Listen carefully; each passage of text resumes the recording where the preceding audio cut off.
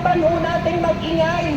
Karapatan ho natin magprotesta. Patuloy na tumataas ang mga bilihin pero ang sahod ng mga manggagawa patuloy na nakapako sa mababang sahod. Pero alam po natin at hindi tayo bulag. Nakikita po natin sa mga balita, napakarami pong ninanakaw sa atin ang mga nakaupo sa gobyerno. Marami sa atin kontraktual.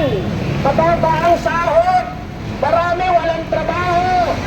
Napakataas pa ng presyo ng mga pagkain at serbisyo. Nauna pa mag-senior citizen sa akin ulit ang presyo ng bigas sa palengke. Pero napakababa ng sahod. Mahal ang karne, mahal ang isda. Pero wala hong ginagawa ang gobyerno ni Bongbong Marcos para lutasin ang matagal na nating problema. Nananawagan kami sa aming mga kapwa manggagawa, mga mamamayang hirap na hirap sa araw-araw.